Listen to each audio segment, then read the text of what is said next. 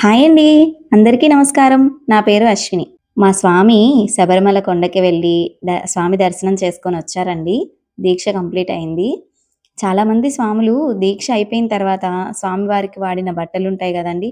వాళ్ళు రోజు ఈ 41 రోజులు ధరించిన బట్టలు గానీ, ఇరుముడి వస్తువులు గానీ, ఇరుముడికి ఉపయోగించిన జోలి సంచి గానీ, బ్యాగ్స్ అవన్నీ కూడా పంబలో వదిలేయడము, లేకపోతే ఇంటి దగ్గరకు తీసుకొచ్చుకున్నట్లయితే చెరువులలో గానీ, కాలువలలో గానీ వదిలేయడము అలా చేస్తారంటండి.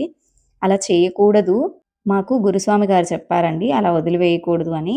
అవే బట్టల్ని శుభ్రంగా వాష్ చేసుకొని, నీట్‌గా మడత వేసుకొని, ఎవరు తాకని ప్లేస్‌లో, ఎవరు తగలని ప్లేస్‌లో చక్కగా స్టోర్ చేసుకొనుంటే, నెక్స్ట్ ఇయర్ మళ్ళీ దీక్ష తీసుకున్నప్పుడు ఇవే బట్టలు యూజ్ చేసుకోవచ్చంటండి.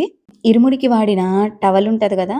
ఇరుముడి టవల్ కానీ, దుప్పటి కానీ ఇంట్లో పెద్దవాళ్ళు గానీ, ముసలివాళ్ళు గానీ, చిన్న పిల్లలు గానీ ఉంటే అలాంటి వాళ్ళు వాడుకోవచ్చండి.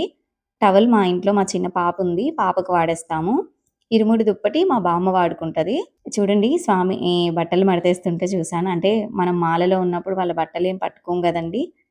ఈ మాల అయిన తర్వాత చూస్తే లుంగీ పైన కలశాలలా ఉన్నాయి. అవి చాలా చూడటానికి చాలా బావున్నాయి. అందుకని చూపిస్తున్నాను. ఇలా. ఇవన్నీ శుభ్రంగా వాష్ చేసి అలా పెట్టేస్తున్నామండి. నెక్స్ట్ ఇయర్ మళ్ళీ మాల వేసుకునే టయానికి మళ్ళీ ఒకసారి వాష్ చేసి అన్నీ అక్కడ పెట్టుకుంటాము. మాల గూడా మేమేం ఎక్కడ పడితే అక్కడ విసర్జించేటట్టు చేయమండి. అది మాల గూడా శుభ్రం చేసుకొని దేవుడి గదిలోనే ఒక బాక్స్‌లో పెట్టి పెట్టుకుంటాము. ఈ సంవత్సరం అంతా గూడా అక్కడే ఉంటది. నెక్స్ట్ ఇయర్ మళ్ళీ స్వామి మాల వేసుకునేటప్పుడు ఈ బట్టలు, ఈ జోలి సంచి, ఆ మాల ఇవన్నీ యూజ్ చేసుకుంటారండి. ఈ వీడియో మీకు నచ్చినట్లయితే ప్లీజ్ లైక్ చేసి, షేర్ చేసి, కామెంట్ చేయండి. నా ఛానల్ ఫస్ట్ టైమ్ చూస్తున్నట్లయితే ప్లీజ్ సబ్స్క్రైబ్ చేసుకోండి. మీరు స్వామివారి బట్టలు ఇలాగే స్టోర్ చేసుకొని ఉంచుకుంటారా? లేక తెలియక ఎక్కడన్నా వేశారేమో కామెంట్ చేయండి. Thank you for watching.